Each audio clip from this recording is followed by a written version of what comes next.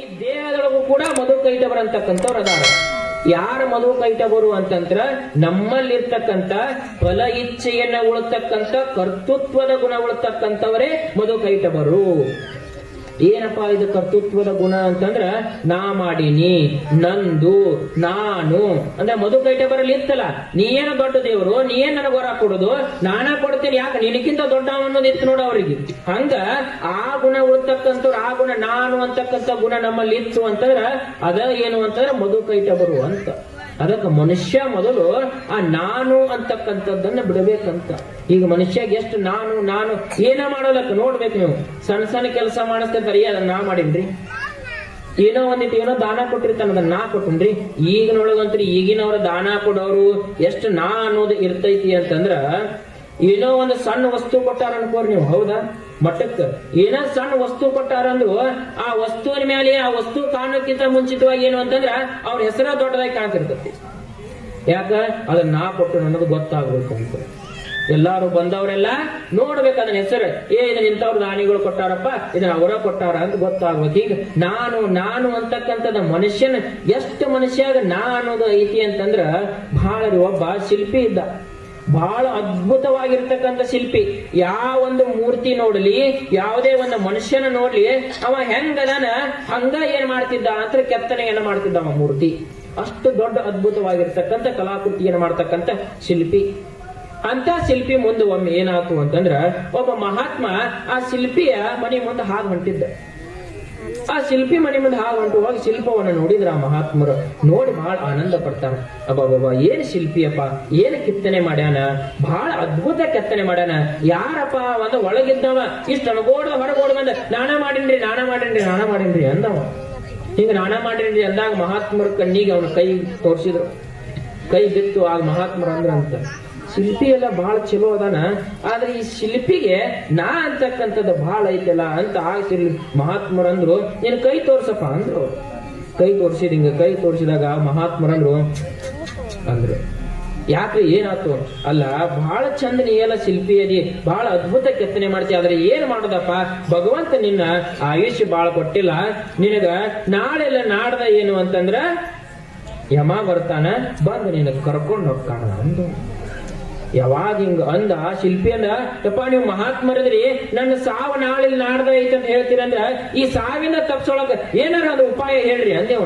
ಏನ್ ಮಾಡಾಕ್ ಬರಂಗಿಲ್ಲಪ್ಪ ಅಂದ್ರ ಅವ್ರ. ಇಲ್ರಿ ನಿಮಗ್ ಗೊತ್ತಿರುತ್ತೆ, ಏನಾರ ಒಂದು ಉಪಾಯ ಹೇಳ್ರಿ ಅಂದ್ರು. ಆಗ ಮಹಾತ್ಮನಂತಾರ, ಆಯ್ತಪ್ಪ ಇರೋದು ಒಂದೇ ಒಂದು ಉಪಾಯ ನಿನಗಿರೋದು, ಅದನ್ನ ಬಿಟ್ರೆ ಬ್ಯಾರೆ ಏನು ಇಲ್ಲ. ನೀ ಏನ್ ಮಾಡು ಅಂತಂದ್ರ ಬಹಳ ಚಂದ ನೀ ಎಲ್ಲ ಏನ್ ಮಾಡ್ತಿ, ಶಿಲ್ಪಗಳನ್ನ ಕೆತ್ತಿ, ಮೂರ್ತಿಗಳನ್ನ. ನಿನ್ನಂಗ ಏನ್ ಮಾಡು ಅಂತಂದ್ರ ಒಂದ್ 10 ಮೂರ್ತಿ ಕೆತ್ತ. ನಿನಗೆ ಇನ್ನೂ ಏನೋ ಇನ್ನೊಂದ್ ದಿವ್ಸ ಟೈಮ್ ಐತೆ, ನಾಡ್ದ ಬರ್ತಾನವ, 10 ಗಂಟೆಗೆ ಬರ್ತಾನ ಯಮ. 10 ಗಂಟೆ ಅನ್ಕೊಳ್ಳೋದು ಏನ್ ಮಾಡು, ನಿನ್ನಂಗ ಒಂದ್ 10 ಮೂರ್ತಿ ಕೆತ್ತು. ಆ ಮೂರ್ತಿ ನಡು ಏನ್ ಮಾಡ್ಬೇಕಂದ್ರ ನೀ ಹೋಗಿ ನಿಂತು ಬಿಡ್ಬೇಕು. ಯಮ ಬಂದಾಗ ನೀ ಏನ್ ಮಾಡ್ಬಾರ್ದು, ಒಟ್ಟ ಅಳಗ್ಯಾಡಬಾರ್ದು, ಒಟ್ಟ ಮಾತಾಡಬಾರ್ದು ಅಂದ್ರ. ಆಯ್ತ್ರಿ ಅಂದ. ಬದುಕಾಕಿದ ಒಂದು ದಾರಿ ನಿನಗಂದ್ರ ಆಯ್ತು. ಮತ್ತೆ ಸಾವು ಬರ್ತದಂದ್ರ ಮಾಡಂಗಿಲ್ಲ, ಎಲ್ಲಾರು ಮಾಡತ್ತಾರ. ಬಡ ಬಡ ಏನ್ ಮಾಡಿದ್ರ ಹಗಲು ರಾತ್ರಿ ಎಲ್ಲಾರು ಒಂದ್ 10 ಮೂರ್ತಿ ಕೆತ್ತಿದ. ತಾ ಹೆಂಗ ಅದಾನ ಹಂಗ ಡಿಟ್ಟು ಎಲ್ಲಾನು ಹಂಗ ಕೆತ್ತಿದ. ಇನ್ನೇನ್ 10 ಗಂಟೆ ಆತು ಅನ್ಕೊಡ್ದ, 10 ಇನ್ನೇನ್ 10 ಆಗ್ತದ ಅನ್ಕೊಡ್ದ. ಏನ್ 10 ಮೂರ್ತಿ ಇದ್ವಲ್ಲ ನಡು ಹೋಗಿ ನಿಂತ. 11ನೇ ಮೂರ್ತಿ ಹಾಗೆ 10 ಗಂಟೆ ಆತು. ಯಮ ಬಂದ. ಯಮ ಬಂದ ನೋಡ್ತಾನ, ಅವ ಒಯ್ಯಾಕ ಬಂದಿದ್ದು ಒಬ್ಬರನ್ನ. ಇಲ್ಲಿ ಬಂದ್ ನೋಡಿದ ಯಮ, ಅಲ್ಲಿ ಏನಾಗಿತ್ತಂದ್ರ 11 ಮಂದಿ ಒಂದೇ ತರ ಕಾಣಕತ್ತಿರೋಂಗ. ಸುತ್ತ ಹಾಕಿದ ಯಾರನ್ನು ಒಯ್ಬೇಕು ಅನ್ನೋದು ಗೊತ್ತಾಗ್ಲ. ಯಮಗ ಕನ್ಫ್ಯೂಸ್ ಆಗಿಬಿಡ್ತು. ಕನ್ಫ್ಯೂಸ್ ಆಗಿ ಹೋದ ಯಮ. ಎಲ್ಲಿ ಹೋದ ಯಮ? ಶಿವನಂತಲ್ಲಿ ಹೋದ. ಶಿವಗಂದ, ಅಲ್ಲ ಶಿವ, ನಾನು ಭೂಲೋಕದೊಳಗೆ ಒಬ್ಬನ ಕರ್ಕೊಂಡ್ ಬರ್ಬೇಕಂತ ಹೋಗಿದ್ನಿ. ಆ ಒಬ್ಬನ ಕರ್ಕೊಂಡ್ ಬರ್ಬೇಕಂತ ಹೋದ್ರ ಅಲ್ಲಿ 11 ಮಂದಿ ಒಂದೇ ತರ ಕಾಣಕತ್ತಾರ. ಯಾರನ್ನ ಕರ್ಕೊಂಡ್ ಬರ್ಬೇಕು ಅನ್ನೋದು ಗೊತ್ತಾಗೋಲ್ದು, ಏನ್ ಮಾಡ್ಲಿ ಅಂದ ಶಿವಗ. ಆಗ ಶಿವ ಅಂತಾನ, ಯಮ, ಭೂಲೋಕದ ಜನ ನೀ ತಿಳ್ಕೊಂಡಂಗ ಸಾಮಾನ್ಯ ಇಲ್ಲ. ಅವ್ರ ದೇವಾನು ದೇವತೆಗಳಿಗೆ ಮಣ್ಣು ಮುಕ್ಕಿಸ್ತಾರೋ. ಅದಕ್ಕೆ ನೀ ಹೋದ್ರ ಸರಿಯಾಗಂಗಲ್ಲ, ನಾನ ಹೊಕ್ಕಿನಿ ಅಂದ. ಏನ್ ಮಾಡಿದ, ಶಿವಾನ ಬಂದ ಶಿಲ್ಪಿ ಮನಿ ಅಂತೇಳಿ ಬಂದು ನೋಡಾಕತ್ತ ಎಲ್ಲ ಶಿಲ್ಪಿ ಸುತ್ತ ಅದೆಲ್ಲ ನೋಡಿದ್ರೆ ಇವ ಹೆಂಗ ನಿಂತಿದ ಅಂದ್ರೆ ಇನ್ನೂ ಗಾಳಿಗೆ ಅವು ಮೂರ್ತಿಗಳು ಸ್ವಲ್ಪ ಅಳಗ್ಯಾಡಿರ್ಬೋದು. ಇವ ಒಟ್ಟ ಅಳಗ್ಯಾಡವಲ್ ಹಿಂಗ ನಿಂತಾನ. ಯಾಕ ಸಾವ ಭಯ ಹಿಂಗ ನಿಂತಾನ. ಶಿವ ಮೊದಲ ಅವ ದೇವರೊಳಗ ಮಹಾದೇವ. ಅವ ಏನೂ ಮಾಡ್ಲಿಲ್ಲ ಶಿವ.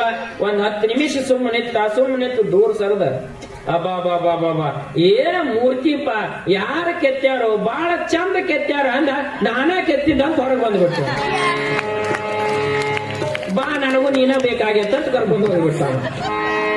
ಹಂಗ ನಾನು ಅಂತಕ್ಕಂಥದ ಮನುಷ್ಯನಲ್ಲಿ ಬತ್ತು ಅಂತಂದ್ರ ಅವಂಗ ಸಾವು ಬಂದತಿ ಅಂತ.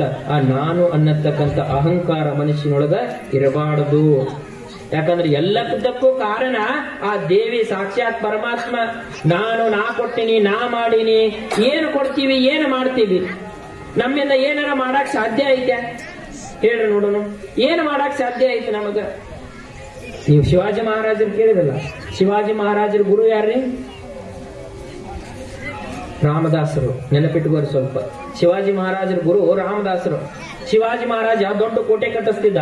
ಆ ಕೋಟೆ ಕಟ್ಟಿಸೋ ಸಂದರ್ಭದೊಳಗ ರಾಮದಾಸರ ಗುರುಗಳು ಮನೆಗೆ ಬರ್ತಾರ. ಅವ್ನು ಶಿವಾಜಿ ಮಹಾರಾಜ ಮನೆಗೆ ಬಂದಾಗ ಎಲ್ಲಾ ಉಪಚಾರ ಮಾಡ್ತಾನ. ಗುರುಗಳು ಬಂದಾರಂತ ಎಲ್ಲಾ ಉಪಚಾರ ಮಾಡಿ ಶಿವಾಜಿ ಮಹಾರಾಜ ಏನ್ ಮಾಡಿದ, ಗುರುಗಳ ನಾನೊಂದು ಕೋಟೆ ಕಟ್ಸಾಕತ್ತೇನ್ರಿ, ನೋಡ್ಕೊಂಡ್ ಬರೋಣ ಬರ್ರಿ ಅಂತ ಗುರುಗಳು ಕರ್ಕೊಂಡ್ ಹೊಂಟ. ಕರ್ಕೊಂಡ್ ಹೋಗಾಗ ಶಿವಾಜಿ ಮಹಾರಾಜ ಹಂಗ ಹೋಗ್ಲಿಲ್ಲ. ಗುರುಗಳು ಹೇಳಾಕತ್ತಿದಂತ, ಗುರುಗಳ ಇಲ್ಲೇನ್ ಕೆರೆ ಐತಲ್ರಿ, ಇದನ್ನು ನಾನಾ ಕಟ್ಸೇನ್ರಿ. ಅಲ್ಲೇನ್ ಗುಡಿ ಐತಲ್ರಿ, ಅದನ್ನು ನಾನಾ ಕಟ್ಸೇನ್ರಿ. ಈಗೇನ್ ಕೋಟೆ ಕಟ್ಸಾಕತ್ತೇನಲ್ರಿ, ಇದನ್ನು ನಾನಾ ಕಟ್ಸಾಕತ್ತೇನ್ರಿ. ಈ ಕೋಟೆ ಕಟ್ಟಾಗ 3000 ಜನ ಬಂದಾರೆ, ಅವ್ರಿಗೆಲ್ಲರಿಗೂ ಕೂಡ ಇಲ್ಲೇ ದಿನನಿತ್ಯ ಪ್ರಸಾದ ಮಾಡಿಸ್ತೇನ್ರಿ. ಹಿಂಗೆಲ್ಲಾ ಹೇಳ್ಕೊತ ಹೋಗಾಗ ಆಗ ಗುರುಗಳಿಗೆ ಅನಿಸ್ತಿ, ಓಹೋ ಶಿವಾಜಿ ಮಹಾರಾಜಿಗ ನಾ ಅಂತಕ್ಕಂಥ ಅಹಂಕಾರ ಬಂದದ ಅಂತ ಗುರುಗಳು ಅವರು. ಆಗಂದ್ರಂತ, ಶಿವಾಜಿ ನಂದೊಂದು ಕೆಲಸ ಆಗ್ಬೇಕಾಗೈತ ಅಂದ್ರು. ಏನ್ರಿ? ಏನಿಲ್ಲ, ಅದೊಂದು ದೂರನೇ ಒಂದು ದೊಡ್ಡ ಬಂಡಿ ಕಾಲ ಬಿದ್ದತ್ತಲ್ಲ, ಆ ಬಂಡಿ ಕಾಲ ಸ್ವಲ್ಪ ಓಡಿಸ್ತೀಯೇನೋ? ಆಯ್ತ್ರಿ ಗುರುಗಳ, ಅದೇನ್ ದೊಡ್ಡ ಆಗಲ್ಲ ಅಂತ 4-5 ಮಂದಿನ ಕರೆದ, ಇದನ್ನ ಹೊಡಿರಿ ಅಂದ. ಆ 4-5 ಮಂದಿ ಬಂದು ಆ ಬಂಡಿ ಹೊಡೆದ್ರು. ಆ ಬಂಡಿ ಹೊಡೆದಾಗ ಏನಾಗಿತ್ತು ಅಂತಂದ್ರ ಅದರ ಮಧ್ಯದೊಳಗ ಒಂದು ಗುಂಡಾಕಾರದ ಒಂದು ಬಾವಿಗತಿ ಒಂದು ಗುಂಡಾಕಾರ, ಅದ್ರೊಳಗ ಒಂದಿಷ್ಟು ನೀರು, ಅದ್ರೊಳಗ ಒಂದು ಕಪ್ಪಿತ್ತು.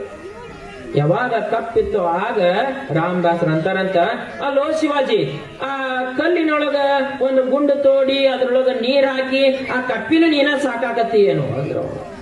ಯಾವಾಗ ಹಿಂಗ ಅಂದ್ರು ಶಿವಾಜಿ ಮಹಾರಾಜಿಗೆ ನಾನು ಅಹಂಕಾರ ಇರಿತ್ತಲ್ಲ ಅದೇನ ಜರ್ರನ ಇಳಿದು ಹೋಗಿಬಿಡುತ್ತೆ ಅಂತ.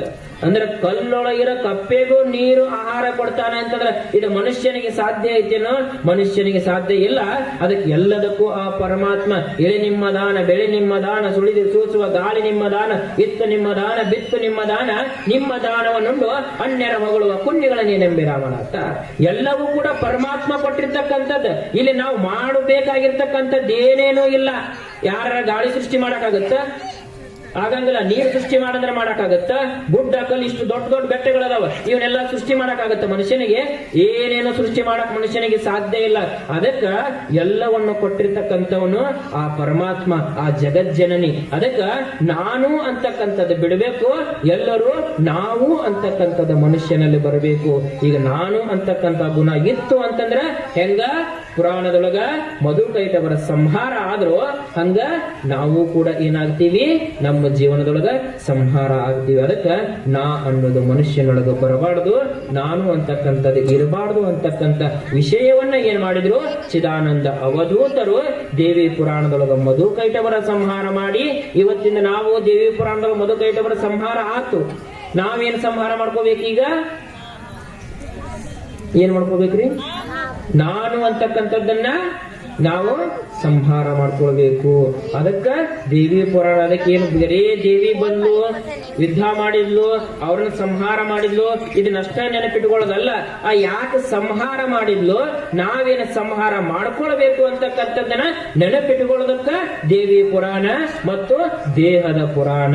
ಈ ದೇಹವೇ ಒಂದು ದೇವಿ, ದೇವಿಯೇ ಈ ದೇಹ. ಆ ಪುರಾಣ ನಡೆಯಕತ್ತದಂತರ ನಾವು ನಮ್ಮ ದೇಹದೊಳಗಿರ್ತಕ್ಕಂಥ ಒಂದೊಂದು ರಾಕ್ಷಸರು. ಈ ನಾನು ಅನ್ನೋದು ಕೂಡ ನಮ್ಮಲ್ಲಿ ಇತ್ತಂದ್ರೆ ಅದು ರಾಕ್ಷಸರಿದ್ದಂಗ. ಅದಕ್ಕೆ ರಾಕ್ಷಸರ ಇದ್ರೆ ಒಳ್ಳೇದಾಗತ್ತೇನ್ರಿ? ಕೆಟ್ಟದ್ದ ಆಗೋದು. ಅದಕ್ಕೆ ಕೆಟ್ಟದ್ದನ್ನ ನಾವು ಸಂಹಾರ ಮಾಡ್ಕೊಳ್ಬೇಕು. ಹೀಗಾಗಿ ಚಿದಾನಂದ ಅವಧೂತರು 3 ಅಧ್ಯಾಯ, ಈ 3 ಅಧ್ಯಾಯ ಇದಕ್ಕೆ ಕರ್ಮಕಾಂಡ ಅಂತಕ್ಕಂಥದ್ದನ್ನ ಇಟ್ರು. ನಮಗೆ ಏನು ಕರ್ಮ ನಾವು ಮಾಡೋದೈತಲ್ಲ ಆ ಕರ್ಮ ಯಾರನ್ನೂ ಕೂಡ ಬಿಡೋದಿಲ್ಲ. ಕರ್ಮಕಾಂಡ ಅಂದ್ರೆ ಕರ್ಮ ಸಿದ್ಧಾಂತ ಅಂತ ಬರುತ್ತೆ ನಿಮ್ಗೆ, ಹೌದಾ? ಕರ್ಮ ಸಿದ್ಧಾಂತ. ಕರ್ಮ ಅನ್ನೋದು ಹೆಂಗ ಅಂತಂದ್ರೆ ಪ್ರಾರಬ್ಧ ಅಂತ ಕರೀತಾರೆ ಕರ್ಮಕ್ಕೆ. ಈ ಕರ್ಮ ಹೆಂಗಿರ್ತದೆ ಅಂತಂದ್ರ, ಈಗ ನಾವು ಮನಿ ಕಟ್ತೀವಿ, ಹೌದಾ?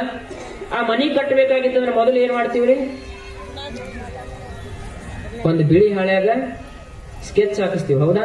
ಇಲ್ಲಿ ಅಡಿಗೆ ಮನೆ ಇರಬೇಕು, ಇಲ್ಲಿ ಕಿಚನ್ ಇರಬೇಕು, ಇಲ್ಲಿ ಹಾಲ್ ಇರಬೇಕು, ಇಲ್ಲಿ ಬೆಡ್ರೂಮ್ ಇರಬೇಕು, ಇಲ್ಲಿ ಟಾಯ್ಲೆಟ್, ಇಲ್ಲಿ ಬಾತ್ರೂಮ್, ಇಲ್ಲಿ ದೇವ್ರ ಕೊಲಿ ಅಂತ ಹೆಂಗ ನಾವೊಂದು ಸ್ಕೆಚ್ ಹಾಕಿಸ್ತೀವಲ್ಲ ಹಂಗ ಪ್ರಾರಬ್ಧ ಕರ್ಮ ಅನ್ನೋದು ಕೂಡ ಹಂಗ. ನಾವು ಹುಟ್ಟಿ ಜನ್ಮಕ್ಕೆ ಬರ್ಬೇಕಾಗಿತ್ತಂದ್ರ ಕರ್ಮ ಏನೋ ನೀ ಇದನ್ನ ಮಾಡ್ಬೇಕಪ್ಪ, ನೀ ಹಿಂಗ ಇರ್ಬೇಕಪ್ಪ ಅಂತಕ್ಕಂಥದ್ದನ್ನ ಆ ಕರ್ಮ ನಿರ್ಧಾರ ಮಾಡ್ತದ. ಅದಕ್ಕೆ ಹೇಳ್ತಾರ ಬಾರದು ಬಪ್ಪದು, ಬಪ್ಪದು ತಪ್ಪದು ಅಂತ.